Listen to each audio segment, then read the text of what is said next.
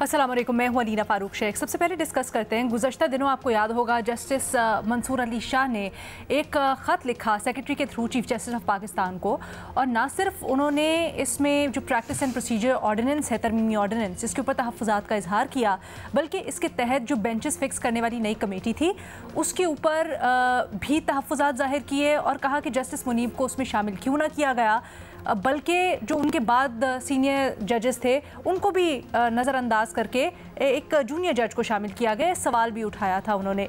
तो इसके ऊपर आज चीफ जस्टिस ऑफ पाकिस्तान ने जवाबी ख़त लिखा है। इस ख़त के जो तहरीर है उस तरह तो सामने नहीं आ सकी है मीडिया पर, लेकिन अब्दुल क़य्यूम सिद्दीकी साहब रिपोर्ट करते हैं, हमारे नुमाइंदे, कि इसके मंदरजात क्या हैं। बहुत तवील जवाब दिया गया है मंसूर अली शाह साहब को उनकी रिजर्वेशंस के ऊपर।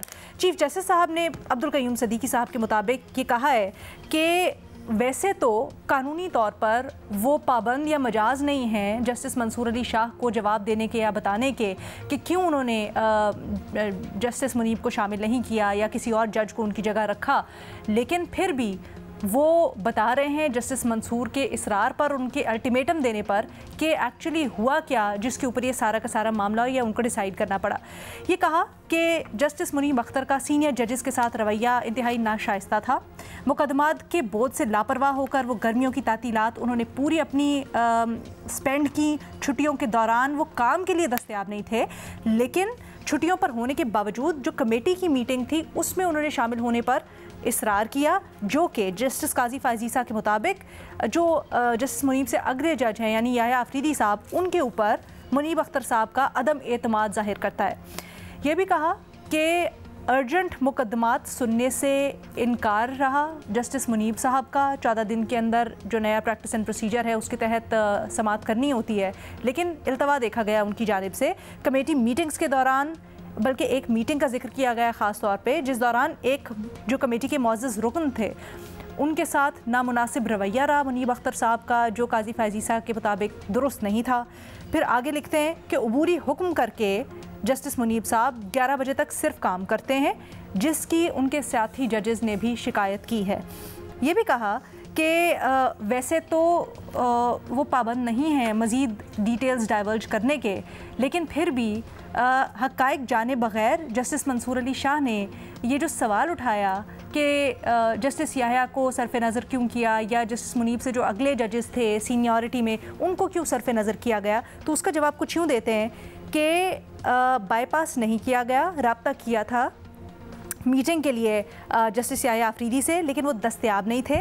फिर बाद में एक और मीटिंग हुई जिसमें उनसे पूछा गया तो जस्टिस याह्या ने शामिल होने से कमेटी में इनकार किया। अभी बहुत लंबी फहरिस्त है जो कि काजी फायजीसा साहब ने लिखी है। इसके ऊपर अपने तज्ज़ियाकारों की राय जानते हैं। बहुत से सवालात हैं जो कि इससे जन्म लेते हैं।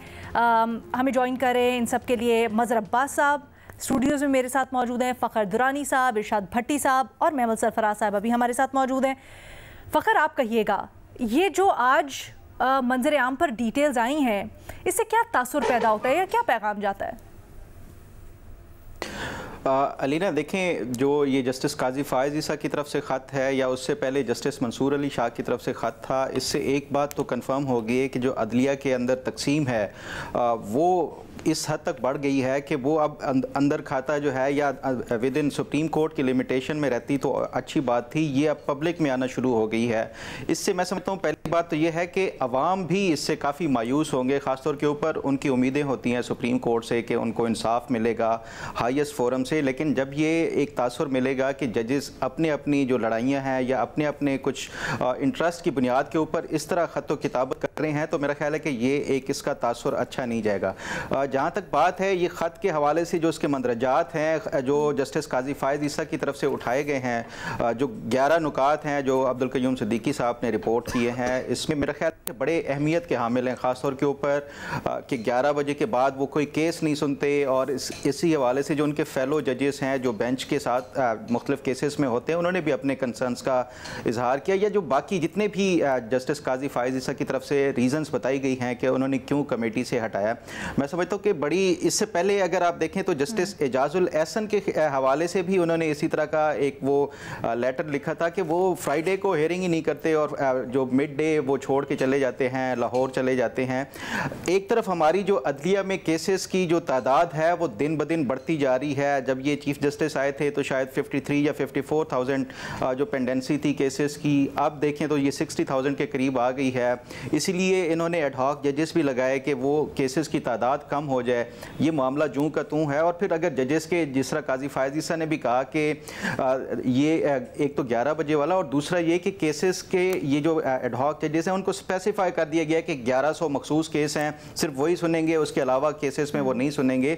देखें ये जो जस्टिस मुनीब अख्तर का और जस्टिस काजी फायज ईसा का अगर मामला देखें तो ये आज का मामला नहीं है, ये काफ़ी पुराना मामला है। जो जस्टिस मुनीब अख्तर के हवाले से जो रिजर्वेशंस हैं चीफ जस्टिस काजी फायज ईसा की, अगर हम माजी में जाएँ तो जब ये इमरान खान की गवर्नमेंट ने चीफ जस्टिस अब मौजूदा जो चीफ जस्टिस हैं काजी फायज ईसा, उनके खिलाफ जब रेफरेंस दायर किया था और जब ये इनकी फुल कोर्ट समाअत कर रहा था तो सबसे ज़्यादा जो टफ टाइम था, जो इस तरह के रिमार्क्स और जो इस तरह के वो दिए गए थे, वो जस्टिस मुनीब अख्तर की तरफ से सबसे ज़्यादा इनके खिलाफ सख्त रिमार्क्स दिए गए थे।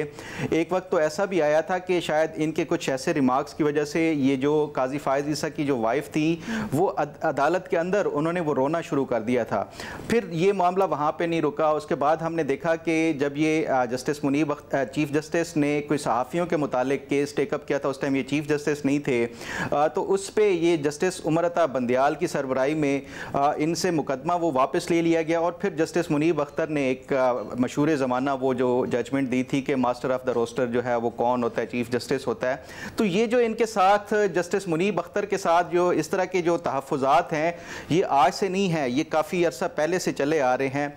लेकिन एक दूसरी जो इसका पहलू है कि जो जस्टिस मंसूर अली शाह हैं वो तो ये जो चीफ जस्टिस हैं काजी फायज ईसा उनके बहुत ज़्यादा क्लोज समझे जाते थे, बल्कि इनकी आपस में दोस्ती मशहूर थी। जब ये इनके खिलाफ रेफरेंस आया था काजी फायज ईसा के खिलाफ तो शायद जस्टिस मंसूर अली शाह वो वाहिद जज थे जिन्होंने स्टैंड लिया और ये फ्रंट के ऊपर थे बाकी जजेस के साथ चीफ जस्टिस काजी फायज ईसा को प्रोटेक्ट करने के हवाले से। उस टाइम जब ये इमरान खान गवर्नमेंट की तरफ से रेफरेंस आया था, उसके बाद भी अगर देखा जाए तो इन्होंने हर मामले के ऊपर चीफ जस्टिस का साथ दिया। लेकिन मैं ये समझता हूँ कि ये जो मौजूदा हुकूमत है उनकी तरफ से जो लॉ मिनिस्टर ने ये एक ऐलान कर दिया था पहले ही प्री मेच्योरली कि वो कोई आईनी तरमीम लाना चाहते हैं जिसमें जो चीफ जस्टिस है उसका टेन्योर शायद वो एक्सटेंड करने के लिए 3 साल वो बढ़ा दिया जाएगा। उसके बाद मेरा ख्याल है कि जो जस्टिस मंसूर अली शाह हैं और इनके आपस में जो रिजर्वेशंस हैं वो बढ़ना शुरू हो गई।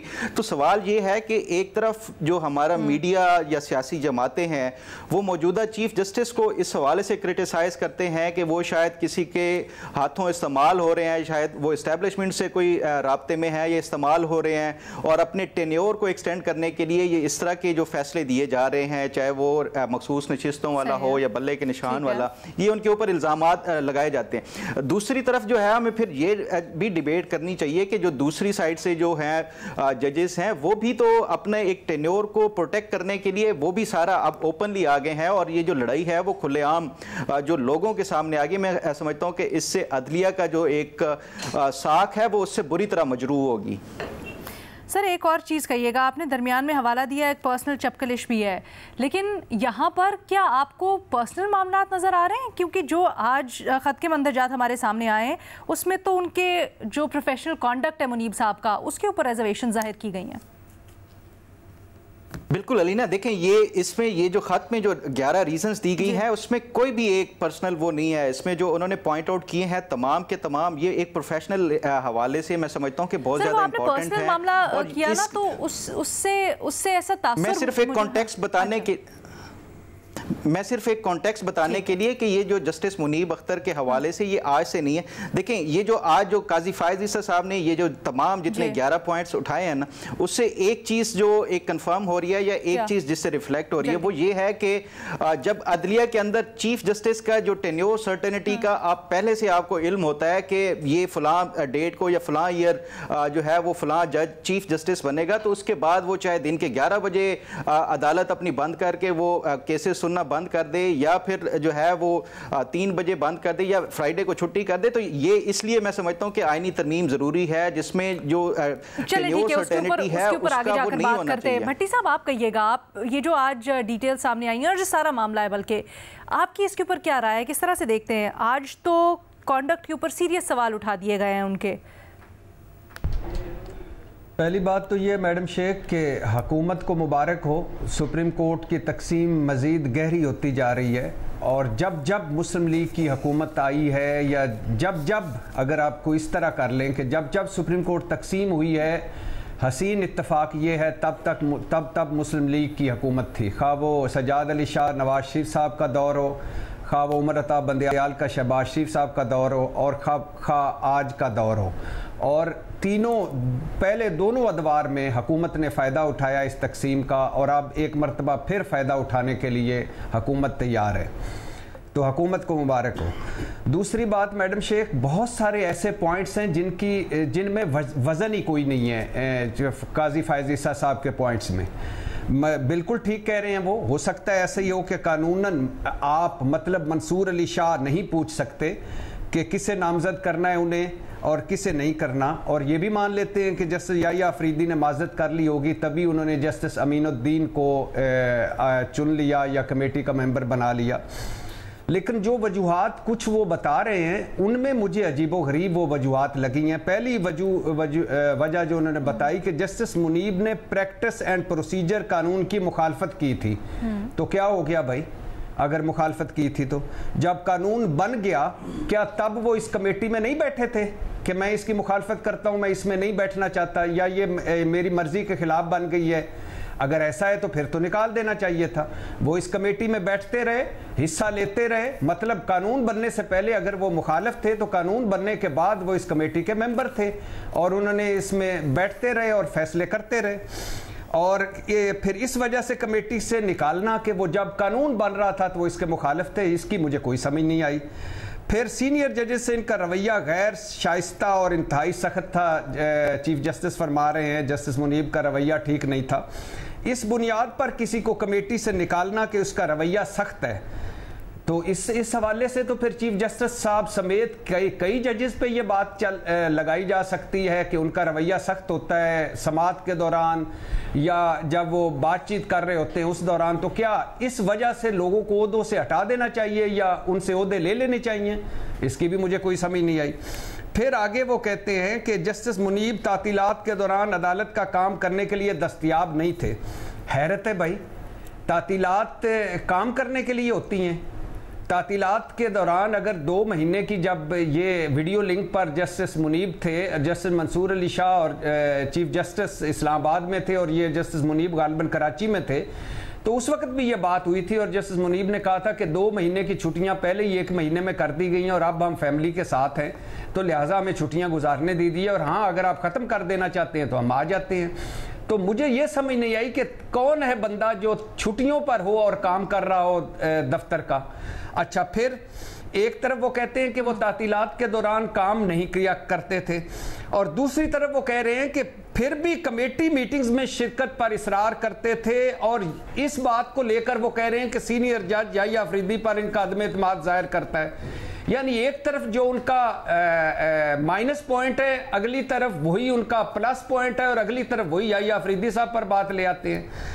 अच्छा, ये भी बड़ी अजीब सी बात है। कभी कहते हैं कि वो तातीलात के दौरान काम नहीं करते, कभी कहते हैं वो तातीलात के दौरान इसरार करते थे कि मुझे वो कह रहे बाकी काम नहीं करते, सिर्फ कहते हैं मैं मीटिंग में जरूर आऊंगा। जी मुझे पॉइंट जी तो जरूर की ठीक करते थे, बिल्कुल ठीक करते थे, आते तो थे ना मीटिंग्स में, आना चाहते थे, आना चाहिए उनको।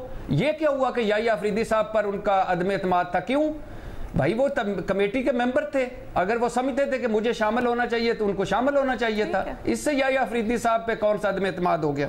अच्छा, फिर आगे फरमाया जाता है कि जस्टिस मुनीब ने अपने सीनियर जजों मतलब एडहॉक जजेस का एहतराम ना किया। कोई वजह बताएंगे कैसे एहतराम ना किया? क्या एहतराम ना करने पर एडहॉक जजेस का जज को कमेटी से निकाल देना चाहिए? या ये वजह बनानी चाहिए कि वो सीनियर जजेस का एहतराम नहीं करते तो अब उसको कमेटी में नहीं रहना चाहिए। फिर आगे फरमाते हैं प्रैक्टिस एंड प्रोसीजर एक्ट कहता है कि अर्जेंट मुकदमात 14 रोज में समाअत के लिए मुकर्रर हों। जस्टिस मुनीब ने अर्जेंट मुकदमात 14 रोज में सुनने से इनकार किया। भाई जस्टिस मुनीब का तो एक वोट था, अगर आप और चीफ जस्टिस साहब और जस्टिस मंसूर कहते कि नहीं 14 दिन में सुनना है तो जस्टिस मुनीब अकलियत में चले जाते तो आप सुन लेते ये मुकदमात। इसी तरह एडहॉक जजेस को शरीयत एपिलेट बेंच के मुकदमात भी नहीं सुनने दिए गए, तो बाकी दो जो हैं मंसूर अली शाह साहब और जो चीफ जस्टिस हैं वो कह देते कि नहीं इनको सुनने चाहिए तो वो सुन लेते। अच्छा। और आखिरी दो points madam Sheikh, justice Munib इन दो जजों में थे जिन्होंने गर्मियों की पूरी छुट्टियां की, ये भी उनका कसूर हो गया खैर से। और फिर ऑडियो लीक केस पर हुक्म इम्तनाई जारी करके कहीं केस समाअत के लिए मुकर्रर ही नहीं होने दिया, ये अब इसका कमेटी से पता नहीं क्या ताल्लुक है। और 11 बजे के बाद वो कोई केस नहीं सुनते तो कमेटी से निकालने के बाद आप वो 11 बजे के बाद बैठा करेंगे, क्या गारंटी है आपके पास। और फिर आखिरी बात मैडम शेख, ये 11 वजूहात जो बताई हैं चीफ जस्टिस साहब ने, ये हुकूमत को कैसे पता चल गई? ये हुकूमत को कैसे पता चल गया कि हमारा चीफ जस्टिस जस्टिस मुनीब से इन 11 वजूहात की वजह से नाला है और कमेटी से निकालना चाहता है कि उन्होंने धड़ाधड़ कानून साजी कर दी? क्या वजह है कि इधर काजी फायज ईसा साहब इन 11 वजूहात पर नाला हैं और उधर कानून साजी हो जाती है? तो बहुत सारी ऐसी चीजें हैं जिन्हें अभी अनफोल्ड होना है। अच्छा। बहुत सारी ऐसी चीजें हैं जो अभी अनफोल्ड हुई हैं। मुझे नहीं लगता कि कोई चीफ काजी फायज ईसा साहब की वजूहात में कोई वजन है। अच्छा सर, दिलचस्प आपके सवालात हैं और मैं चाहूँगी इसका जवाब भी लें, बट एक चीज़ ज़रूर नोट कर लीजिएगा। आपने एक नुक्ता उठाया कि सख्त रवैया तो बाकी सब जजेस का भी होता है या समाअत के दौरान, तो समाअत के दौरान वाले जजेस के रवैये की बात नहीं कर रहे। वो एक मीटिंग थी, गालिबन जुडिशल कमीशन की मीटिंग थी, जिसके अंदर ये रिपोर्ट भी हुआ था, बड़ी तलखी हुई और जस्टिस मुनीब साहब उठकर चले गए जब उनकी एजी से या किसी मेंबर से तू मैं हुई और उसके बाद वो वापस भी नहीं आए। जी वो उसका जरा पस मंजर नोट कर लीजिए कि जस्टिस मुनीब आए, उन्होंने पूछा कि हुकूमत एक आईनी तरमीम लाना चाहती है, क्या वो ला रही है? जो थे अटार्नी जनरल, उन्होंने कहा कि ये आजम नज़ीर तारड़ इसका जवाब दे सकते हैं, मैं नहीं दे सकता, और हम हुकूमत सुप्रीम जुडिशल काउंसिल को ये बताने के मुजाज नहीं है या आप पूछने के मुजाज नहीं है।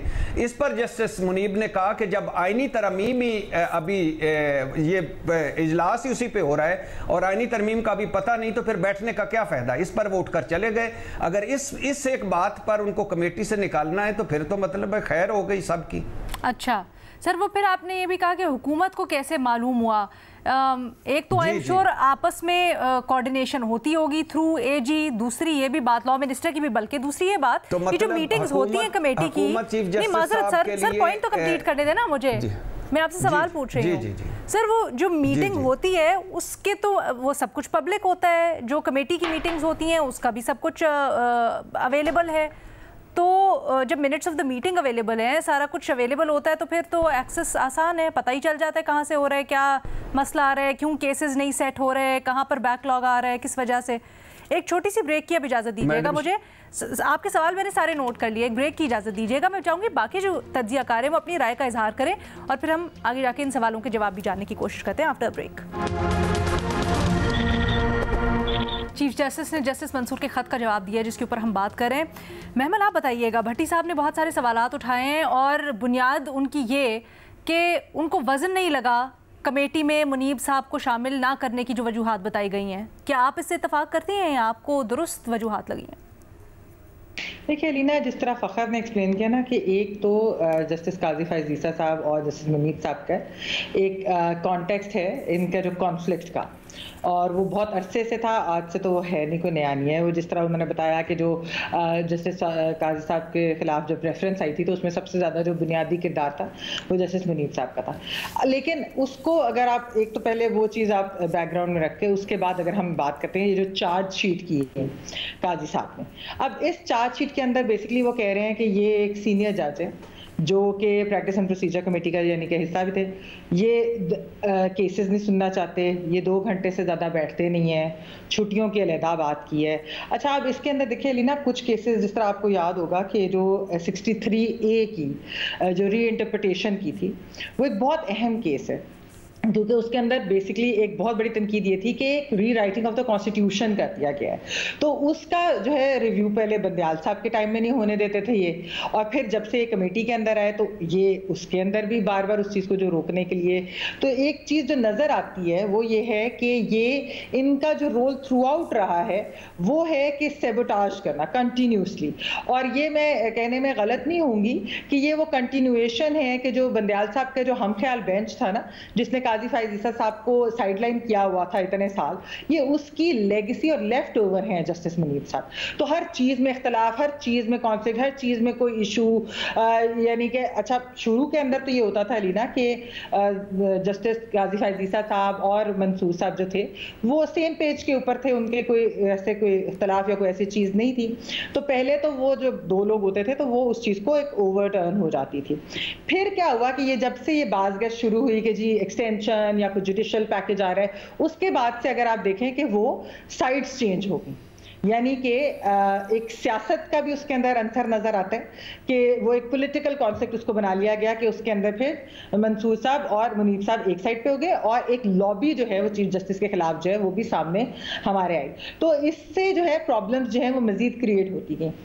अच्छा, जिस तरह उन्होंने कहा कि वैसे कमेटी के अंदर लाजमी बैठना है, अब इसके बेसिकली वहाँ पर हर चीज़ के अंदर जब आप कीड़े निकालते हैं, कोई ऐसी चीज़ करते हैं एक ऐसे आदमी के साथ जिसने लड़ के प्रैक्टिस एंड प्रोसीजर पर अमल दरामद कराई, जिसने एक स्पेस क्रिएट करने की कोशिश की कि जुडिशरी के अंदर ये डिक्टेटोरियल पावर्स चीफ जस्टिस की ना हो, तो आपने बजाय इसके कि उस स्पेस को आप रिस्पेक्ट करते, आपने उनको ही जिच किया, उनको ही आपने तंग करने की कोशिश की। अच्छा, एक अलीना मैं और चीज़ कहूँ कि एक कंसर्न भी है कि जो बहुत सारी बातें आपको पता है कि मीडिया के अंदर लीक हो जाती थी, कमेटी की मीटिंग्स की या जजेस की कोई मीटिंग्स की होती थी, लेकिन एक ट्विस्ट के साथ, एक खास स्पिन और ट्विस्ट के साथ जो फैक्ट से दूर थी, ये रिपोर्ट होना शुरू होगी बहुत सारी चीज़ें। अच्छा, उसके अंदर जब आप बात करते हैं लोगों से तो वो कहते हैं कि काजी साहब भी नहीं थे जो ये लीक कर रहे थे, क्योंकि उनके तो आपको पता है कि स्पिन ऐसी थी कि वो उनके तो हक में वैसे नहीं जाती थी, और मंसूर साहब को भी जो लोग जानते हैं वो कहते हैं कि वो भी इस तरह की नहीं, तो उससे भी एक ट्रस्ट डेफिसिट बढ़ा। इसकी एक बहुत बड़ी एग्जाम्पल आपको याद होगा, फ़खर ने भी बात की थी, रीमा ने इसके ऊपर ट्वीट भी किए हैं, जो जुडिशल कमीशन की जो मीटिंग के बारे में जो हमारे सामने उसकी एग्जांपल है कि किस तरीके से उसको ट्विस्ट करके स्पिन करके बताया गया कि शायद काजी साहब की वजह से वो जो है उसके अंदर क्या हुआ, लेकिन फिर बाद में जब फैक्ट सामने आए तो वो डिफरेंट थे। तो ये भी सारी जो चीज़ें हैं ये हमारे सामने, इसका एक जो मैं आपको बता रही हूँ कि जो एक कॉन्टेक्स्ट जो फ़खर ने भी दिया है वो कॉन्टेक्स्ट तो पुराना है, लेकिन ये कि उस कॉन्टेक्स्ट की वजह से वो प्रोफेशनली भी उनको तंग किया जा रहा है, यानी ये कोई पर्सनल रंजिश की बात नहीं है लीना, ये एक प्रोफेशनल उस इसके काम के अंदर जो रुकावट बनाने की कोशिश की गई, ये उसकी वजह से ये सब कुछ सामने आ रहा है। अच्छा, वैसे जो है इस चीज़ को किस तरीके से रिजॉल्व करना चाहिए था, क्या हो सकता था, यानी इवन जो प्रैक्टिस एंड प्रोसीजर के अंदर इस तरह की अगर कोई रुकावटें आ रही थी, कोई हर्डल्स हो रही थी, कुछ चीज़ें हो रही थी, तो उसमें बेहतर तरीके से भी हैंडल हो सकता था कि एक आप फुल कोर्ट की मीटिंग बुला लें, उसके अंदर आप डिस्कशन कर लें कि इसको किस तरीके इंटरनली रिजॉल्व कर दिया जाए।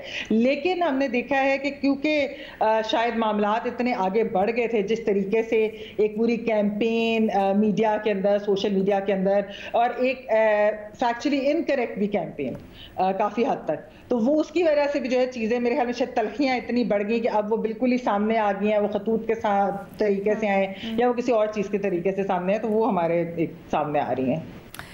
मया साहब, अगर किसी जज के कॉन्डक्ट के ऊपर तहफ़्फ़ुज़ात हों, और अब तो अमेंडमेंट के बाद ये इख्तियार भी था चीफ जस्टिस का कि वो कर सकते थे, लेकिन आज ये जो सारी तफसीलात सामने आई हैं इसके क्या असरात होंगे और इसका पैगाम अब क्या जाता है? तकलीफ दे बातें हैं। देखिए, ये पूरी जुडिशरी पे, ये पूरा कॉन्फ्लिक्ट जो है जुडिशरी पे ख़ुद को हमला है।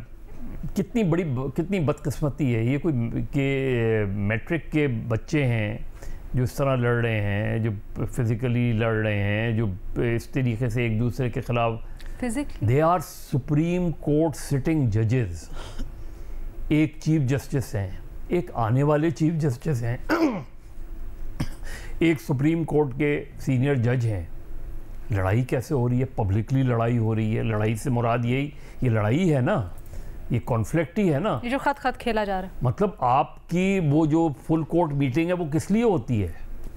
वो इसीलिए होती है कि ये चीज़ें बाहर ना आएँ, ये बातें बाहर ना हों। आपके जो भी डिफरेंस इख्तलाफ राय होता है वो तो खूबसूरती होती है, लेकिन ये इख्तलाफ राय नहीं लग रहा, ये एक दूसरे के ख़िलाफ़ माजरत के साथ ऐसा लग रहा है कि एक दूसरे को नीचा दिखाने की कोशिश की जा रही है।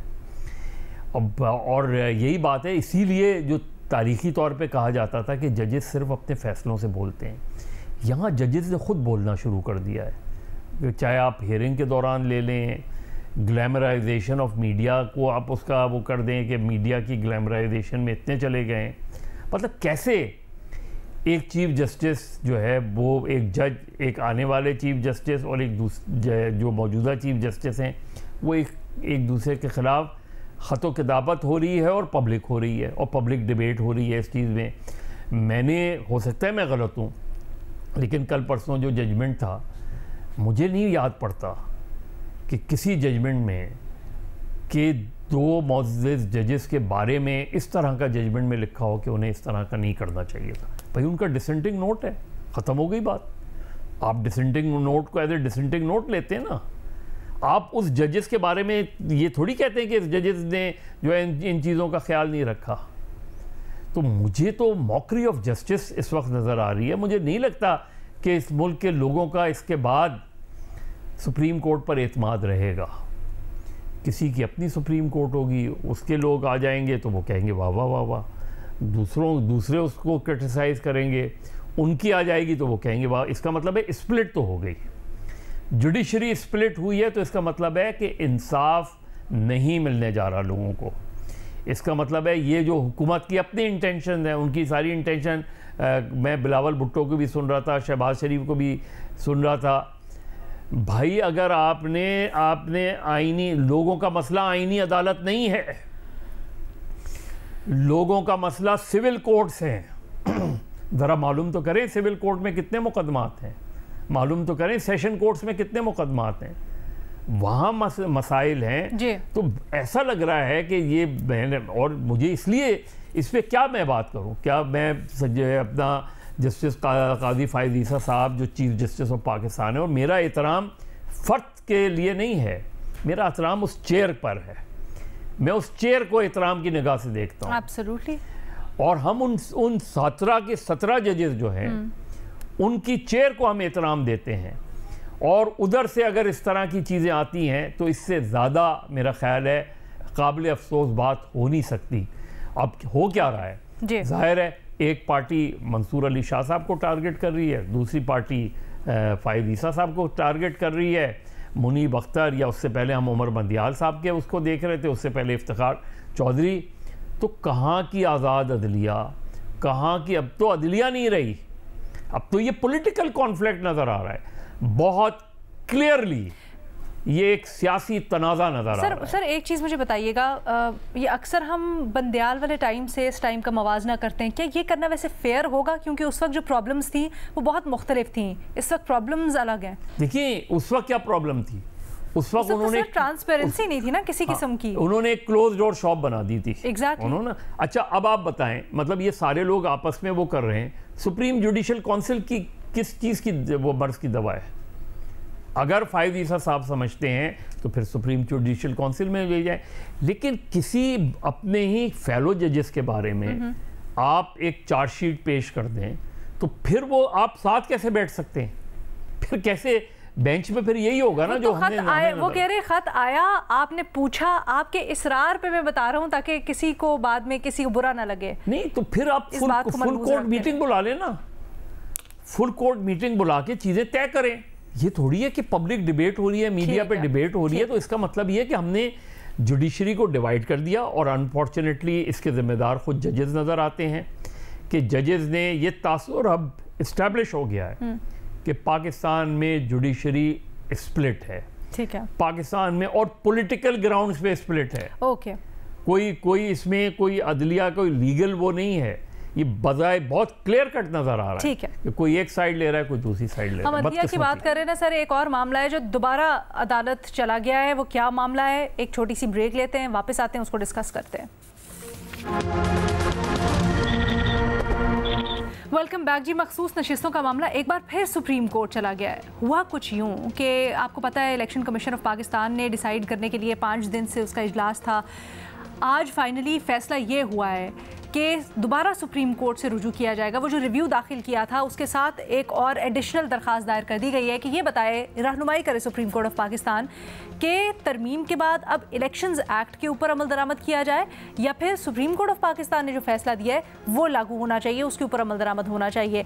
अब ये जो फैसला किया है इलेक्शन कमीशन ने, क्या ये दुरुस्त इकदाम है? क्या ये दुरुस्त फैसला है? भट्टी साहब, इससे गलत, इससे बड़ा गलत, इससे बड़ा ब्लंडर हो ही नहीं सकता। और ये लिखा जाएगा आने वाले वक्तों के लिए कि इलेक्शन कमीशन ने क्या किरदार अदा किया।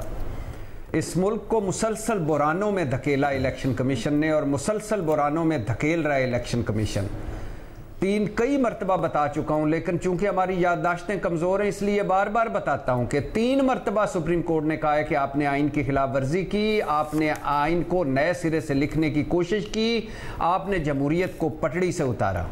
मुतनाज़े तरीन फैसलों वाला इलेक्शन कमीशन, जानबदार तरीन फैसलों वाला इलेक्शन कमीशन है सिकंदर सुल्तान राजा साहब का। और जब तक सिकंदर सुल्तान राजा साहब का इलेक्शन कमीशन मौजूद है, ये मुल्क सियासी बुरानों में रहेगा। 8 फरवरी 2024 का वाज़े मैंडेट इलेक्शन कमीशन ने नहीं माना। सुप्रीम कोर्ट का वाज़े फैसला पहला इलेक्शन कमीशन ने नहीं माना। सुप्रीम कोर्ट का 4 सफाती वजाती आर्डर इलेक्शन कमीशन ने नहीं माना। सुप्रीम कोर्ट का 70 सफाती फैसला इलेक्शन कमीशन ने नहीं माना। इसके बाद आंखों में धूल झोंकने के लिए 7 कार्रवाई के लिए इजलास किए। इसके बाद हुकूमत ने साथ ही मेलाफाइड कानून साजी की। इसके बाद स्पीकर अयाज सादिक साहब ने खत लिख दिया। इसके बाद इलेक्शन कमीशन साहब बहादुर फिर सुप्रीम कोर्ट पहुंच गया है। आखिरी बात मैडम शेख, छोड़े ये बहीले बहाने, छोड़े ये चतर चलाकियां, मर्द बने और खड़े हो जाएं, कहें कि हमने सुप्रीम कोर्ट का हुक्म नहीं मानना, कर लो जो कुछ करना है, हमने तरीके इंसाफ को नशिस्तें नहीं देनी।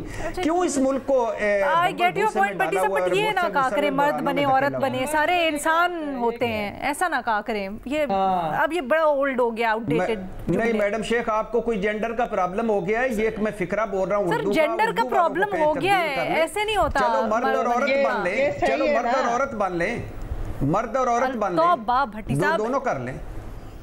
I get your point. आप ये कहना चाह रहे हैं जिम्मेदारी लें अपनी, तो अल्फाज जरा हम बेहतर इस्तेमाल कर लेते हैं। फखर साहब, मर्द औरत को छोड़ दे, यानी बड़ा दिल करें और असल वाली अंदर की बात बाहर लाएं, कहें कि नहीं मानना हमने ये फैसला, अच्छा, हमने नहीं देनी मखसूस नशिस्तें। अच्छा फखर साहब।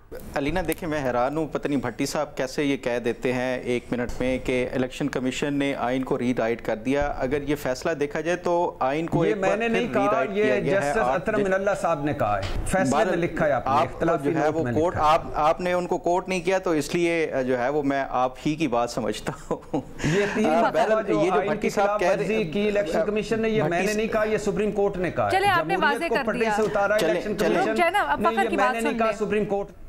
फखर ठीक है भट्टी साहब। अच्छा देखें, ये जो ये कहा जा रहा है कि आइन को रीराइट, मैं हैरान हूं कि देखें सुप्रीम कोर्ट की तरफ से इलेक्शन कमीशन का बुनियादी तौर के ऊपर काम क्या है। एक ये है पॉलिटिकल पार्टीज़ को रेगुलेट करना और दूसरा है इलेक्शन कराना। अब ये जो सुप्रीम कोर्ट का फैसला है, इसमें ये पॉलिटिकल पार्टीज़ को रेगुलेट करने का जो काम है वो भी सुप्रीम कोर्ट ने अपने हाथ में ले लिया, और ये इंट्रा पार्टी इलेक्शंस का जो है वो उन्होंने बिल्कुल कंसीडर किए बगैर ही इन्होंने तमाम तर जो है कि ये जो बॉडी पीटीआई की पहले वाली थी उसको कंसीडर करके वो किया जाए।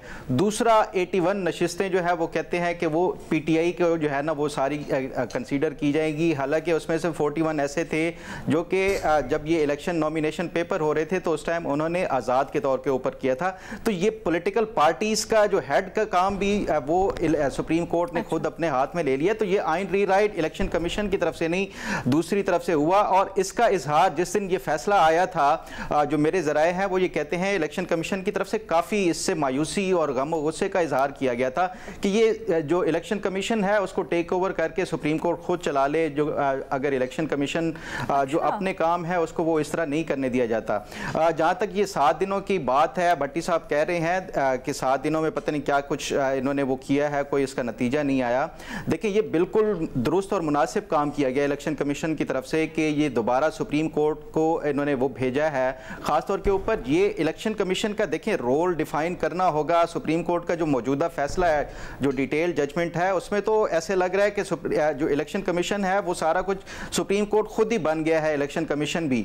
तो ये एक बार इनको सुप्रीम कोर्ट को ये डिफाइन करना पड़ेगा कि इलेक्शन कमीशन के क्या अख्तियारात हैं, पॉलिटिकल पार्टीज को रेगुलेट करने के लिए क्या अख्तियारात हैं, या बाकी ओवरऑल अब ये जो मामला है कि इलेक्शन एक्ट पर अमल दरामद हो, कानून साजी जो हो गई है उसके ऊपर अमल दरामद हो, या अदालती फैसले के ऊपर अमल दरामद हो, उसी पे देखें अलीना, ये उसी में डिटरमिन करना होगा, क्योंकि अब 2 साइडें इलेक्शन कमीशन के पास के हमने ये कानून को उसके ऊपर अमल दरामद करना है या सुप्रीम कोर्ट के फैसले के ऊपर अमल दरामद करना है। क्योंकि ये तो सुप्रीम कोर्ट को अब बताना ही पड़ेगा कि वो हमारा फैसला जो है वो ज़्यादा उसका वो सुप्रीम है या जो पार्लियामेंट की तरफ से लेजिस्लेशन होती है वो है। तो ये एक मेरा ख्याल है कि ये वंस एंड फॉर ऑल इसको ये फैसला करना होगा सुप्रीम कोर्ट को। अच्छा फैसला है इलेक्शन कमीशन का सुप्रीम कोर्ट से रुजू करना?